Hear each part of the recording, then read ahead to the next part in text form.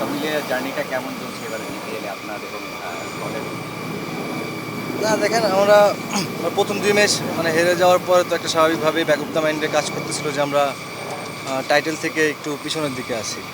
So ওই সময়তে মোহামেডান একটানা ওরা সব ম্যাচ জিততেছিল।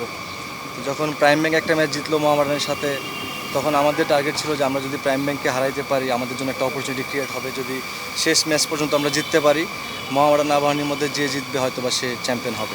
সো অনেক কিছু ইকুয়েশন আছে এখানে, আমরা এগুলো নিয়ে অনেক কিছু চিন্তা করেছি। বাট এখন যদি আমরা পরে 2টা ম্যাচ জিততে পারি এবং তারপর আমাদের মোহামেডানের সাথে খেলা আছে, তারাও শক্ত প্রতিপক্ষ, তারাও এই টুর্নামেন্টে দারুণ খেলতেছে। সো সব মিলে আমার কাছে মনে হয় যে যদি আমরা আমাদের যে প্রসেস সেটা মেনটেন করে আমরা 2টা ম্যাচ আমাদের জিততে হবে। 5+ স্টার রেটিং প্রাপ্ত দেশের সর্বোচ্চ বিদ্যুৎ সাশ্রয়ী ওয়ালটন এসি। স্মার্ট কমফোর্ট এখন নেক্সট লেভেলে। অন্য প্রসঙ্গে আসি, আপনি জাতীয় দলে কামব্যাক করলেন একটা লম্বা বিরতির পর। অবশ্যই নিশ্চয়ই আপনার অনুভূতিটা জানাবেন এবং এই ফেরার প্রক্রিয়াটা নিশ্চয়ই অনেক কষ্ট করতে হচ্ছে। না তা তো অবশ্যই। দেখেন আমাদের তো স্ট্রাকচার যেটা বলেন যে আমাদের ডোমেস্টিক ক্রিকেটেই একমাত্র ওয়ে যেখানে কিনা আপনি ভালো খেললে আপনি সিলেক্টরদের গুড বুকে আসতে পারেন। সো এইটা ছাড়া তো আমাদের অন্য কোনো ওয়ে নাই। সো সেইখানে যখন খেলতেছিলাম চেষ্টা করতেছিলাম যত কনসিস্টেন্ট খেলা যায় এবং যত সময় ধরে কনসিস্টেন্ট খেলা যায় আর কি। সো আমার মনে হয় যে সেইটা ভালো করার পরেই এই অপরচুনিটিটা আসছে এবং সেটা আমি অবশ্যই চাইবো যতদিন আমি আমার ক্যারিয়ার থাকবে ততদিন পর্যন্ত যেন আমি ন্যাশনাল টিমের জন্যই খেলতে পারি। আমাদের আপনি লিগের কথাই বলি, আপনি হাইস্ট উইকেট টেকারের মধ্যেও থাকেন এবং রানও আপনার সবসময় প্রতি সিজনেই ভালো থাকে। সেক্ষেত্রে আপনার প্রত্যাবর্তনটা একটু বেশি সময় লেগে গেল কিনা এটা মনে করেন? না, এইভাবে আমি আসলে কখনোই মনে করি নাই, কারণ যেহেতু আসলে আপনি বললেন যে অনেক দিন পর, আসলে সব মিলে প্রায় অলমোস্ট 4 বছর। সো সেইটা তো অনেক দিন ওয়েট করা লাগছে এবং যেখানেই খেলছি ভালো খেলতে হয়েছে, তারপর আসলে এই অপরচুনিটির জন্য ওয়েট করা এবং অপরচুনিটি ফাইনালি আসা। সো সেইটা আমার কাছে মনে হয় যে এখানে অনেক ধরনের ব্যাপার থাকে, টিম কম্বিনেশনের একটা ব্যাপার থাকে, সো কাদের সাথে খেলতেছি অপোনেন্টের একটা ব্যাপার থাকে। তো সব কিছু মিলে আমার কাছে মনে হয় যে এখন সিলেক্টরদের মনে হয়েছে যে এটা পারফেক্ট টাইম, তারা এখন আমাকে পিক করতে পারে, এখন পিক করছে। আমাদের হোয়াইট বল ক্রিকেটে এই মুহূর্তে সাকিব চলে যাওয়ার পর আমাদের একটা প্রপার অলরাউন্ডার নেই। সেই অভাবটা পূরণের নিশ্চয়ই আপনার উপর সেই প্রত্যাশা থাকবে। আপনি নিজেকে কীভাবে প্রস্তুত করবেন বা নিশ্চয়ই আপনি সেই জায়গাটা নিতে চাইবেন? হ্যাঁ, না, আমাদের শুরু থেকেই তো সাকিব ভাই যখন যে ম্যাচটাই খেলতো না ওইটাইতে একটা গ্যাপ সবসময় আমরা ফিল করছি আসলে।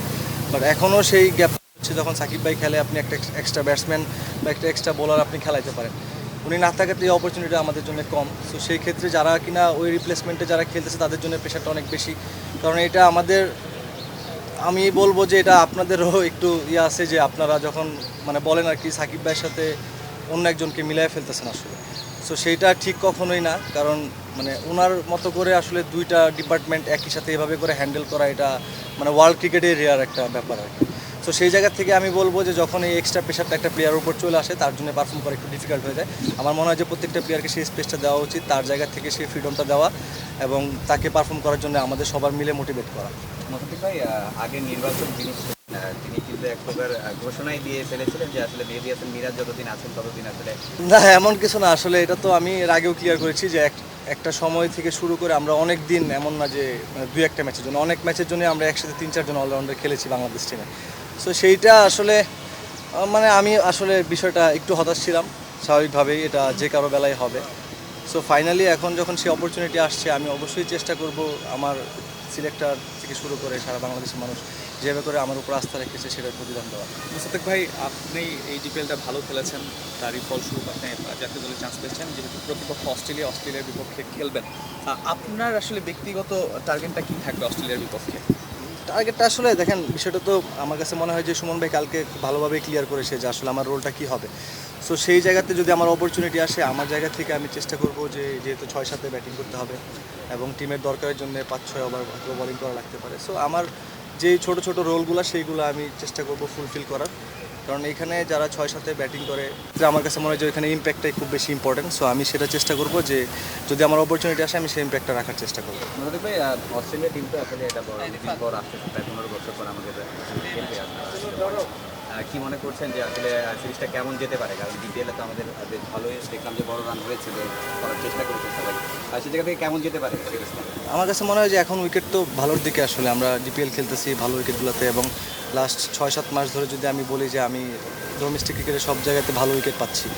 মানে আমাদের যখন উইকেট ভালো থাকে তখন আমার কাছে মনে হয় যে ব্যাটসম্যানদের জন্য মানে স্বাচ্ছন্দ্য থাকে, যে অনেক ধরনের শর্টস খেলা যায়। সো সেটা যখন উইকেটটা খারাপ থাকে ওই সময় অনেক কিছু ব্যাক অফ দ্য মাইন্ডে কাজ করে, চাইলে অনেক ধরনের শর্টস খেলা যায়। সো এই বিষয়গুলো তো অবশ্যই থাকে, তবে আশা করতে পারি যে ভালো উইকেটে খেলা হলে তো হাই স্কোরিং ম্যাচ হবে। মানে সিরিজের বিষয় বলতে যে আছে সেখানে সিরিজটা কেমন হইতে পারে আসলে, বাংলাদেশ আসলে সিরিজটা জিততে পারবে কি পারবে না, বা কি মনে করছেন কেমন যেতে পারবে? সবচেয়ে বড় কথা হচ্ছে দেখেন আমাদের তো এখন মাশাল্লাহ মানে বোলিং অ্যাটাক, বাংলাদেশ টিমের বোলিং অ্যাটাকটা হচ্ছে ওয়ার্ল্ডে আপনি কয়েকটা বড় টিমের সাথে কম্পেয়ার করলে আপনি আমাদের একটা বোলিং অ্যাটাক আপনি ধরতেই পারেন। সো এখন লাস্ট 2-3টা সিরিজে বাংলাদেশে আমরা হোমে যেভাবে করে আমাদের ব্যাটসম্যানরা ওয়ানডেতে বিশেষ করে যেভাবে করে খেলতেছে, আমার মনে হয় যে এই পারফরমেন্সটা কন্টিনিউ করতে পারলে অবশ্যই আমাদের খুব ভালো চান্স থাকবে সিরিজে জেতার। মোস্তাফিজ ভাই, লাস্ট একটা প্রশ্ন, সেটা হচ্ছে ডিপিএল শুরুর আগে আপনি একটা ইন্টারভিউতে বলেছিলেন 2027 বিশ্বকাপে খেলার স্বপ্নটা আপনার এখনও আছে। আপনি সেই স্বপ্নের শুরুটা বলা চলে আপনি জাতীয় দলে আবার ব্যাক করেছেন। জাতীয় দলের যে যদি বিশ্বকাপে বাংলাদেশ দল আসলে যদি আপনি থাকেন শেষ পর্যন্ত দলে, সেক্ষেত্রে আপনি কতটা হ্যাপি হবেন? না, অবশ্যই অনেক হ্যাপি হবো, এবং সেটা যদি আমার অ্যাচিভ করতে হয় তার আগে যে সিরিজগুলো আসে সেখানে আমার অপরচুনিটি আসলে আমাকে ভালো খেলতে হবে, সেটা ফার্স্ট।